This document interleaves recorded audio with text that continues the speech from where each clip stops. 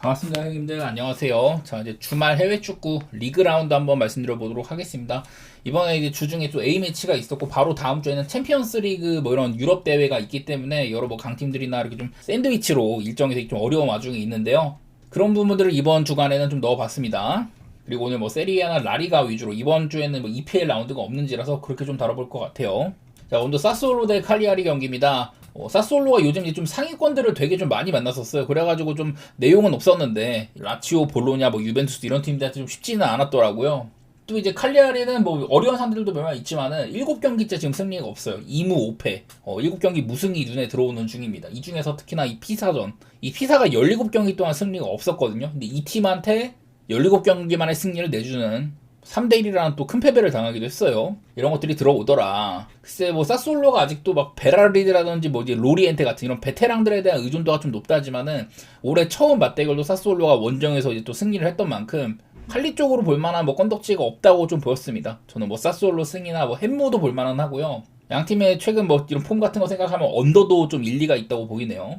자, 그 다음에 이제 베로나 대 피오렌티나입니다. 자, 오늘도 일단 베로나는 최근에 이제 15경기 동안 이제 단 1승밖에 없습니다. 1승 3무 11패로 되게 좀 좋지 않았는데, 반대로 피오렌티나는 최근 10경기 동안 6승 2무 2패예요. 얘네들 시즌 중반쯤에 좀 기나긴 무승을 달리던 그런 팀들이 맞나, 서로 간의 행보가 되게 엇갈리는 그런 와중에 있습니다.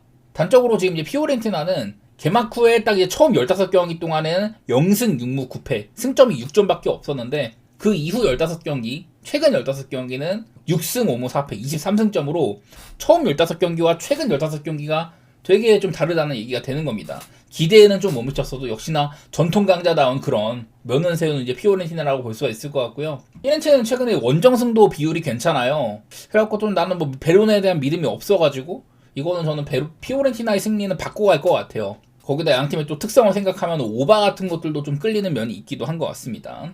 자, 그 다음은 라치오 대 파르마인데, 제가 매번 라치오에 대해서는 얘네들 자원 이탈 문제 얘기를 많이 했었어요. 근데 얘네들이 또 이제 3연승을 달리고 있기도 합니다. 9명이나 이번에 A매치 소집을 다녀왔지만은, 이삭세는 그전부터 폼이 좋았고, 덴마크 국대에서도 막 멀티골을 박는다든지, 팀적인 폼은 저는 나쁘지 않은 편 같아요. 요즘엔 뭐 파트릭 같은 이 원래 수비수를 레지스타에다 세운다든지, 전투적으로 되게 좀 변화무쌍 해가지고 예측 쉽진 않지만은, 그래도 사리 감독 나름대로 정비를 좀 잘 해가는 중인 것 같습니다. 구단주와의 좀 마찰이 있었다지만은 어쨌든 팀 꾸리는 것 자체는 나쁘지 않아요. 반대로 파르마는 뭐 4경기 동안 승리가 없습니다. 홈에서는 또 이제 크레모네스한테까지 져가지고 이 크레모네스도 15경기 동안 승리가 없었는데 그거를 또 이제 끝맺음을 시키는 그런 패배를 당한 바가 있었습니다. 뭐 그래도 이제 파르마는 또 수비력은 나름대로 있는 팀이었으니까 리그에서 가장 뭐 점수가 안 나는 팀이다. 제가 전에 그런 얘기를 드렸었는데 확실히 막 라치오가 밟을지는 몰라도 요즘에는 파르마의 이런 언더력도 조금 뭐 실종된 부분들도 있어요. 그래서 그냥 일반승 정도는 볼만하지 않을까, 그 정도 생각이 들었습니다. 전만큼 언더는 좀 맛이 없어졌네요. 그리고 이렇게 좀 맞대결로도 라치오가 상대 전적 최근 16경기 중에서 14승 1무 1패 굉장히 좋은 부분들도 또 있기도 했었습니다.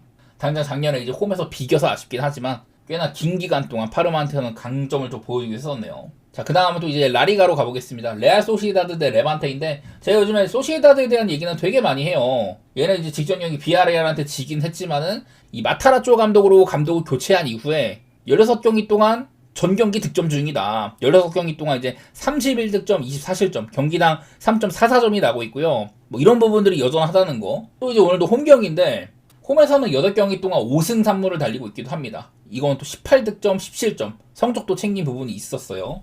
뭐 레반테도 강등권 탈출을 위해서 열심히 뭐 애쓰고 있는 중이긴 하지만은 소시지의 최근 분위기가 일단 괜찮다, 홈빨도 있다, 뭐 이런 것들이 좀 보였던 것 같고요.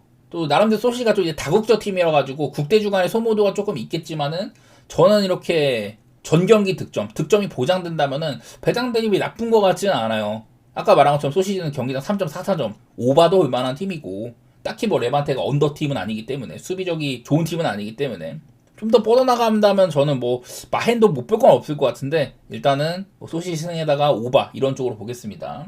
자, 그 다음 마요르카 대 레알 마드리드입니다. 전 이 경기 좀 조심해야 될 경기 같거든요. 일단 레알 마드리드가 많은 차출도 있었고 국대 주간의 먼 원정 대륙을 넘나든 이런 일도 되게 많았어요.